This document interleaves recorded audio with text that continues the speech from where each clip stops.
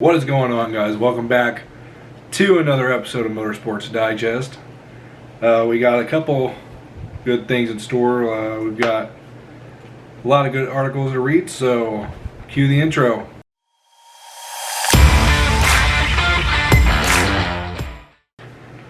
So I've got my nifty little iPad here. I've got a lot of notes written on a lot of things going on within the sports world. Mainly motorsports. So if you see me looking down a lot, that's why I'm probably going to work on a new setup to where I can have, my iPad right next to my camera. So without further ado, grab a drink, grab a snack, and let's talk about some racing. We've got 8 NASCAR teams to test the next gen car at Daytona next week. The test will be 2 days long. Will occur on September 7th and 8th. And if you guys don't know what the next gen car, if you guys have been living in a hole and don't know what that car looks like, I'll put some pictures over here, But we've seen what the new car will look like with logos and designs of liveries, pretty much. As Kurt Busch did a reveal, as he is also going on to 2311 Racing next year. So no, he's not retiring, thankfully, but he is going on to pursue another team next year. So that's good to see, Chip Ganassi Racing, with them closing out their NASCAR deal. And I believe 2311 is getting their charter, so we'll see. September 8th will be the first multi-car test for the next gen cars, and first track test for the cars prepared by the team. So I believe NASCAR has only been letting one driver drive the car, but it's only set up by NASCAR. So this is going to be pretty cool, having that interaction with the car and having teams actually be able to prepare the car, work on the car. So the eight teams participating will be Richard Childress, or actually there's only going to be one driver per team, so there's 8 teams, 8 drivers. It's going to be Richard Childress Racing with Austin Dillon, Joe Gibbs Racing with Denny Hamlin, Chris Buescher, Joey Logano, and William Byron will drive for Roush Fenway, Team Penske and Hendrick Motorsports. Cole Custer will be Stewart Haas Racing, Ross Chastain, Chip Ganassi Racing, and Ricky Stenhouse with JTG Doherty. So I'm pretty excited to hear how this test is going to go, especially with the first multi-car test, so you can figure out how the downforce, drafting, how they will interact once the cars are in a pack. Because I believe, if I'm not mistaken, last year they released statements saying that the cars will be lower horsepower but more downforce. So especially at a track like Daytona, that's pretty exciting to see. We'll see how the new aero package works and in a pack. So with that being said, we're going to move on to some Indy Car news. I don't know if you guys have saw on Instagram or Facebook that Jimmie Johnson has oval debut at Texas. Here's a quote from him. He said, "The overall experience has been awesome today. We learned a lot. I was able to get up to speed, put down some really fast lap times, and being at a track I've raced at in the past, I think that was helpful." Jimmie Johnson has expressed interest into the Indy 500, but has not yet added oval racing into his 2022 program. And he also has a 2-year contract with Chip Ganassi Racing, only for road course and street course. But will he renew his contract once the season's concluded next year? We don't know.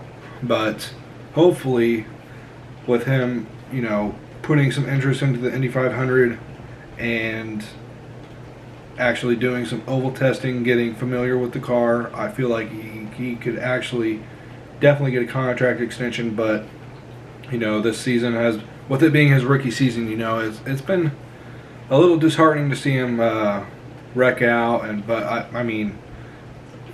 He is very unfamiliar with the car. I watched an interview. He said that he is actually trying to unlearn things that he already knows so he can get familiar with the car. So he's trying to unlearn things that NASCAR has taught him through 2 decades and put it towards something new.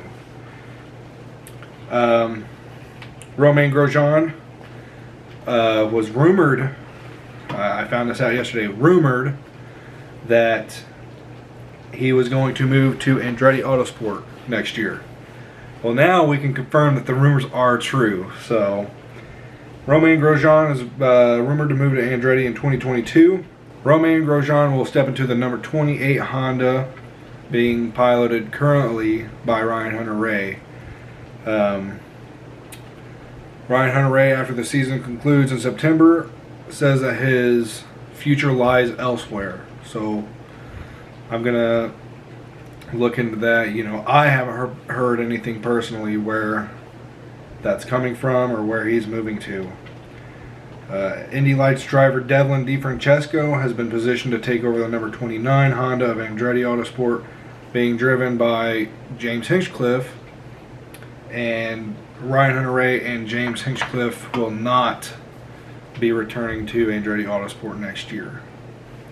So it's kind of sad. I mean, I remember being real little whenever Ryan Hunter-Reay was signed, and it's kind of a pain to see James, you know, be let go of another team.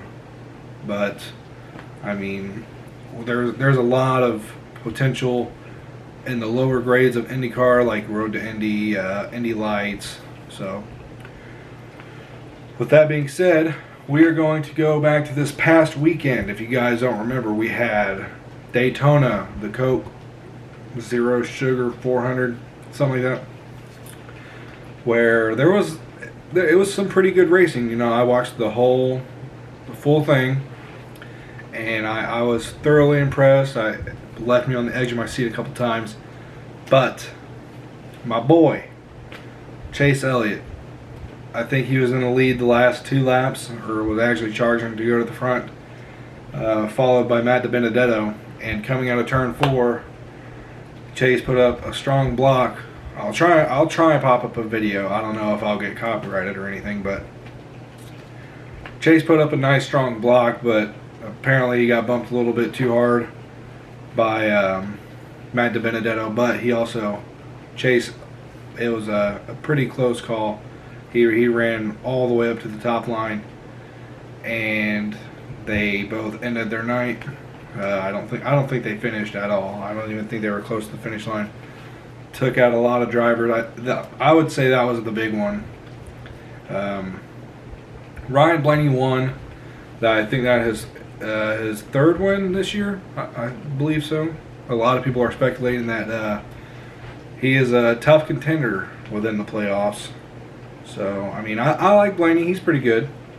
But saying that he's a contender for the playoffs to go all the way to the championship, that's a little tough to say, especially right now as we go into the first round of 16 this weekend. Yeah. So, it's really anybody's ball game right now. You know, you've got Kyle Larson that's been performing outstandingly well this year. Denny Hamlin, he's been pretty good. Kevin Harvick, little on the weaker side this year, but he said that he's taking the same approach as he has the last couple of playoffs. So, with that being said, let's go into the schedule for this weekend. So Saturday, September 4th, the Xfinity, we are racing at Darlington, and I think it's the throwback. I'm not sure. So Saturday, September 4th, 3:30, we've got Xfinity at Darlington. Sunday, September 5th at 6 p.m. That'll be, the Cookout Southern 500 for the Cup Series. And then the Camping World Truck Series will race at Canadian Tire Motorsports Park. So I love the trucks on the road course, so I'm excited to see that. My thoughts this weekend, though, I mean, gotta go with my boy Chase Elliott. But really, in all realness, first round of 16, I'm gonna have to go with Kyle Larson, and I'm time stamping this. This is at 5:39, August 31st. So,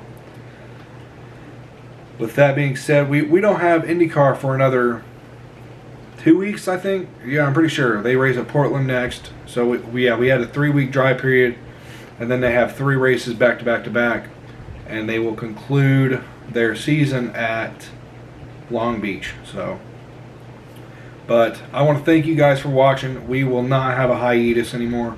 Motorsports Digest is back in full swing. Whether it's me or whether it's Zoom calls over the computer with Garrett and Cameron, we are back in full swing. We are looking for sponsors, so if anybody wants to sponsor us, we are not doing anything like purchasing. It's not going to cost anything to sponsor us, and we will do the same thing for you if you guys sponsor us. We will share your name and your company and your business, and we will even put your watermark on our video and even give you guys a little 30-second ad. So I want to thank you guys for watching. Keep in touch with us. Follow us on all of our social media, Instagram, Facebook, YouTube. So like, comment, subscribe, share this video, share it to your grandma, and we look forward to seeing you guys next week. See ya.